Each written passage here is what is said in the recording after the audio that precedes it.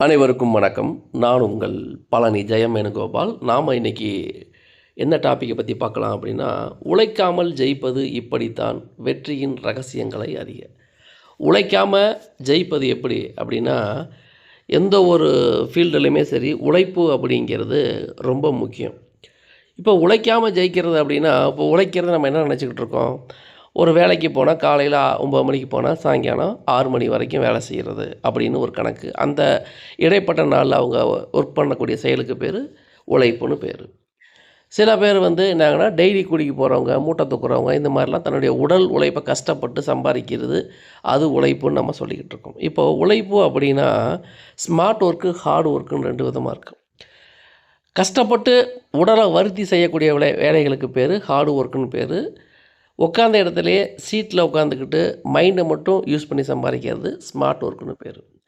இப்போ உழைக்காமல் ஜெயிப்பது எப்படி அப்படின்னா, சில பேர்த்துக்கு பார்த்திங்கன்னா, ஒரு விவசாயி தன்னுடைய நிலத்தில் விதை போட்டு பயிர் பண்ணி அதை பாதுகாத்து அதை உரமெல்லாம் போட்டு வளர்த்து அதுக்கப்புறம் அறுவடை பண்ணி அதுக்கப்புறம் மார்க்கெட்டில் கொண்டு விற்கிறது அப்படிங்கிறது அவருக்கு உடல் உழைப்பு அதிகமாக இருக்குது. அதே சமயத்தில் ஒரு ஏஜெண்ட் அவர் என்ன பண்ணுவார், அவர் எந்த முதலும் போடலை, அந்த ஏஜெண்ட்டை கொண்டு அந்த விவசாயி அந்த பொருளை கொடுத்துருவார். அந்த விவசாயி கொடுத்த பொருள் அந்த ஏஜெண்ட் என்ன பண்ணுவார், இன்னொருத்தருக்கு மாற்றி விடுவார். அப்போது இந்த ஏஜெண்ட் அப்படிங்கிற ஒரு விவசாயத்துக்கு பணம் கொடுத்துருவார். உதாரணத்துக்கு விவசாயி கொடுத்த பொருள் ஒரு 1000 ரூபாய்க்கு வாங்குறாருன்னு வச்சுக்கோங்க. இவர் வெளியே விற்கிறது அதை காட்டிலும் பல மடங்கு லாபம் வச்சு வைப்பார். உதாரணத்துக்கு அவர் ஒரு 2000 ரூபாய்க்கு விற்கிறாருன்னு வச்சுக்கோங்க. 1000 ரூபா பொருளை 2000 ரூபாய்க்கு விற்கிறாருன்னு வச்சுக்கோங்க. அப்போது விவசாயி முதல் போட்டு எல்லாமே பண்ணி செய்யக்கூடிய வேலைக்கு கிடைச்சது 1000 ரூபா. எந்த உழைப்புமே போடாமல் பொருளை மாற்றி வர்றதுக்கு பேர் அவருக்கு கிடைச்சது 1000 ரூபா. அப்போது இங்கே ஹார்ட் ஒர்க் அப்படிங்கிறது விவசாயி பண்ணுறது, ஸ்மார்ட் ஒர்க்கு அப்படிங்கிறது அந்த ஏஜெண்ட் பண்ணுறது. அப்போது அந்த ஏஜெண்ட்டுக்கு உடல் உழைப்பு இல்லாமல் என்ன கிடைச்சது, அந்த பணம் வந்தது இல்லையா. அப்போ உழைக்காமல் ஜெயிப்பது இப்படிதான் அப்படின்னா, கை காசு போட்டு ஒரு பொருளை வாடகைக்கு எடுத்தோ அல்லது விலைக்கு வாங்கியோ ஸ்டாக்கு வச்சோ கடைக்கு வாடகை கொடுத்தோ கரண்ட் பில்லு கட்டியோ வேலையாளருக்கு சம்பளம் கொடுத்தோ இதெல்லாம் பண்ணி கடைசியாக கிடைக்கிற அவுட்புட்டுக்கு நீங்கள் கணக்கு போட்டு பார்த்தீங்கன்னா அவருக்கு கிடைக்கிறது சொச்ச லாபம் தான் கிடைக்கும். அப்போ ஹார்ட் ஒர்க் அப்படிங்கிறது இத்தனை வகையில் தாண்டி வர வேண்டியிருக்கு. ஆனால் ஸ்மார்ட் ஒர்க் அப்படிங்கிறது ஒரு ஜாதகத்தில் அந்த அமைப்பு இருக்கணும். ஸ்மார்ட் ஒர்க்குங்கிறது முதல் போட்டாலுமே கஷ்டம் கிடையாது, உடனே அந்த பணத்தை கண்ணில் பார்த்துட்டார். அப்போ அவருக்கு நஷ்டங்கிறது எதுவுமே கிடையாது, லாபந்தான் அதிகம். அப்போ உழைக்காமல் ஜெயிப்பது இப்படித்தான் அப்படின்னா, உழைக்காமல் ஜெயிக்கிறது ஜோதிட ரீதியாக எந்த வகையில் வரும்னா தரகு கமிஷன் இந்த கான்செப்டில் வரும். அதுக்கு ஒரு ஜாதகத்தில் 3ஆம் பாவம் 11ஆம் பாவம் வலிமையாக இருக்க வேண்டும். அது எப்படி வலிமையாக இருக்கிறது அப்படின்னா, உங்கள் லக்னத்துக்கு 3ஆம் இடம் என்னன்னு பாருங்கள், என்ன ராசின்னு பாருங்கள், அந்த ராசி அதிபதி எப்படி இருக்காருன்னு பாருங்கள், அந்த 3ஆம் இடம் எப்படி இருக்குன்னு பாருங்கள். அது எப்படி பார்க்குறது, திதிசூன்யன்னு ஒரு கான்செப்ட் இருக்குது. உங்கள் லக்னத்திலேருந்து வரக்கூடிய 3ஆம் பாவம் திதிசூன்யமாகக்கூடாது. அந்த 3ஆம் பாவ அதிபதி நீசமாகவோ அஸ்தங்கமாகவோ வக்ரமாகவோ பாதகமாகவோ திதிசூனியத்திலோ லக்னத்துக்கு 6, 8, 12லையோ இருக்கக்கூடாது. அப்படி இருந்தால் அந்த பாவம் பாதிக்கப்பட்டிருக்குன்னு பார்க்கணும். இதே மாதிரி தான் 11ஆம் பாவத்துக்கும் பார்க்கணும். அப்போது ஒரு ஜாதகத்தில் உங்கள் லக்னத்துக்கு 3ஆம் அதிபதியும் நல்லா இருந்து 11ஆம் அதிபதியும் நல்லா இருந்து 3ஆம் அதிபதிக்கு இடம் கொடுத்தவர், 3ஆம் அதிபதிக்கு சாரம் கொடுத்தவர், 11ஆம் அதிபதிக்கு இடம் கொடுத்தவர், 11ஆம் அதிபதிக்கு சாரம் கொடுத்தவர்கள், இவர்கள் எல்லாமே ஒரு ஜாதகத்தில் நல்லா இருக்காங்க சார் அப்படின்னா இந்த அமைப்புடைய ஜாதகர் கமிஷன் துறையில் வெற்றி கொடி நிச்சயமாக கட்டுவார். காரணம் என்னென்னா, ஒரு கமிஷன் துறையில் ஒரு மனிதன் ஜெயிக்கிறாங்கன்னா அவருக்கு 3ஆம் பாவம் கிடக்கூடாது, 11ஆம் பாவம் கிடக்கூடாது. சரி, இது மட்டும் கெடாமல் இருந்தால் பரவாயில்லையானா முக்கியமாக இருக்க வேண்டியது லக்ன பாவம், லக்னாதிபதி.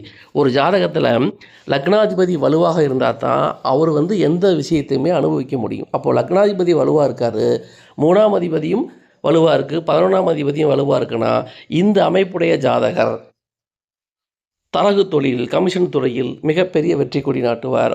உழைக்காமல் சம்பாதிக்கிறது இவர் தான். இந்த நபர் ஒரு தொழில் பண்ண மாட்டார், கமிஷன் துறையிலேயே பல துறைகளில் ஈடுபட்டிருப்பார். இவருடைய தேவை பணத்தை கொடுத்து பொருளை வாங்கி மாற்றி விடுறதானே தவிர வேறு ஒன்றும் கஷ்டப்படுறதெல்லாம் எதுவுமே கிடையாது. அப்போ உங்கள் ஜாதகத்தில் லக்னாதிபதியும் மிக மிக வலுவாக இருந்து 3ஆம் அதிபதியும் வலுவாக இருந்து 11ஆம் அதிபதியும் வலுவாக இருந்தார்னா இந்த அமைப்புடைய ஜாதகர் எப்பொழுதுமே கோடிகளில் தான் புரளுவார். காரணம் என்னென்னா, இவர்கிட்ட பணம் இருக்குது, அந்த பணத்தை பெருக்கக்கூடிய வித்தை, உழைக்காமல் ஜெயிக்கிறது எப்படிங்கிற வித்தை இவருக்கு தெரிஞ்சிருக்கு. அப்போ இந்த அமைப்பு எப்படி வரும்? எந்த ஒரு ஜாதகமாக இருந்தாலும் லக்னாதிபதி, 3ஆம் அதிபதி, 11ஆம் அதிபதி இவர்கள் மூவரும் நல்லா இருக்கணும். இந்த மூவருக்கு இடம் கொடுத்தவர், இந்த மூவருக்கும் சாரம் கொடுத்தவர் எல்லாமே வலுவாக இருந்தால் அந்த நபர் உண்மையிலேயே ஸ்மார்ட் ஒர்க் மூலம் உழைக்காமல் கோடிகளை சம்பாதிப்பார்.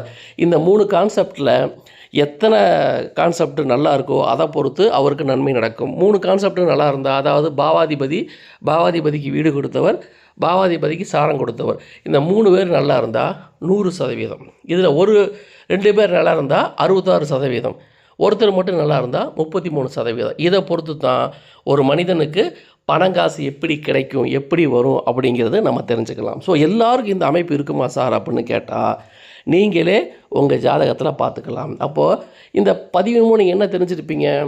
ஹார்ட் ஒர்க்கை காட்டிலும் ஸ்மார்ட் ஒர்க்கு தான் ஒரு மனிதனுக்கு மிகப்பெரிய நன்மைகளை தரும். எல்லோரும் இந்த ஹார்ட் ஒர்க்கு பண்ணலாம், ஆனால் எல்லாராலையும் ஸ்மார்ட் ஒர்க் பண்ண முடியுமான்னு கேட்டால், உங்கள் ஜாதகத்தில் நான் சொன்ன அமைப்புகள் இருந்தால் நிச்சயமாக நீங்கள் உழைக்காமல் ஜெயிக்கலாம் அப்படிங்கிறத புரிஞ்சுக்குங்க. அப்போ இதுக்கு நீங்கள் எப்படி தெரிஞ்சுக்கலாம் அப்படின்னா, உங்கள் லக்னாதிபதி யாருன்னு பாருங்கள், 3ஆம் அதிபதி யாருன்னு பாருங்கள், 11ஆம் அதிபதி யாருன்னு பாருங்கள். இப்போது இங்கே இன்னொரு டவுட் இருக்குது, எல்லாமே நல்லா இருக்காங்க சார் அப்படின்னு லக்னாதிபதி, 3ஆம் அதிபதி, 11ஆம் அதிபதி 3 பேர் நல்லா இருந்தால் கூட இதில் ஒருவருக்கொருவர் 6-8ஆக இருக்கக்கூடாது.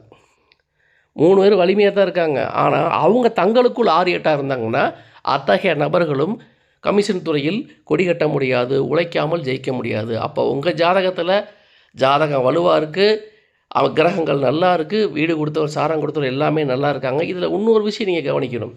இந்த 3 பேருமே நல்லா இருந்து இந்த 3 பேர்த்துடைய தசா புத்திகள் வந்துச்சுன்னு வச்சுக்கோங்க, அந்த காலகட்டத்தில் மிகப்பெரிய உச்சத்தை அந்த ஜாதகர் தன்னுடைய தொழில் மூலம் தொடுவார், தன்னுடைய கமிஷன் துறையின் மூலம் தொடுவார் அப்படிங்கிறதுல மாற்று கருத்தே கிடையாது.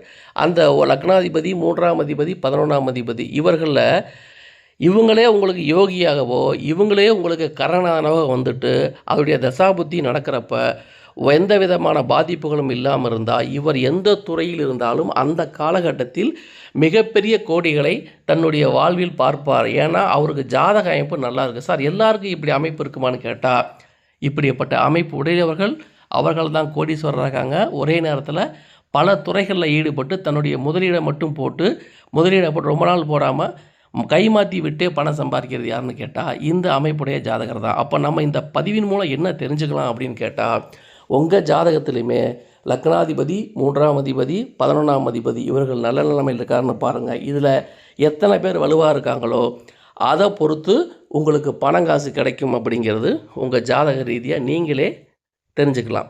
அப்போ நான் சொல்கிறது உங்களுக்கு இது எல்லாமே புரியும் நினைக்கிறேன், கொஞ்சம் கூட கஷ்டம் இல்லை. நீங்களே உங்கள் ஜாதகத்தை எடுத்து பாருங்கள், நமக்கு எந்த விதமான தொழில் நமக்கு ஸ்மார்ட் ஒர்க் ஒத்து வருமானு பாருங்கள். நான் சொன்ன பாவங்கள், கிரகங்கள் நல்லா இருந்தால் நிச்சயமாக உங்களுக்கு இந்த ஸ்மார்ட் ஒர்க் ஒத்து வரும். உழைக்காமல் ஜெயிப்பது எப்படின்னா இதுதான், அதுக்குடைய வெற்றியின் ரகசியங்கள் நான் சொன்ன இந்த விஷயங்கள் தான். நீங்களும் உங்கள் ஜாதகத்தை எடுத்து பாருங்கள், நிச்சயமாக நான் சொன்ன அமைப்புகள் இருந்தால் நீங்களும் இந்த துறையில் மிகப்பெரிய வெற்றி கொடி நாட்டலாம் என்பது நீங்கள் தெரிஞ்சிருப்பீங்கன்னு நினைக்கிறேன். உங்களுக்கு ஏதாவது சந்தேகம் இருக்குது, உங்கள் ஜாதகத்தை பற்றி பார்க்கணுன்னா அந்த ஜாதகத்தை எனக்கு அனுப்பி கன்சல்ட் பண்ணி உங்கள் ஜாதகத்தில் என்ன வலுவாக இருக்குது, எது கிடைக்கும் எது கிடைக்காதுன்னு தெரிஞ்சுக்கிட்டு உங்கள் வாழ்க்கை பயணத்தை தொடங்குங்க. நிச்சயமாக வாழ்க்கையில் வெற்றி கொடி நாட்டுவீர்கள். நன்றி, வணக்கம்.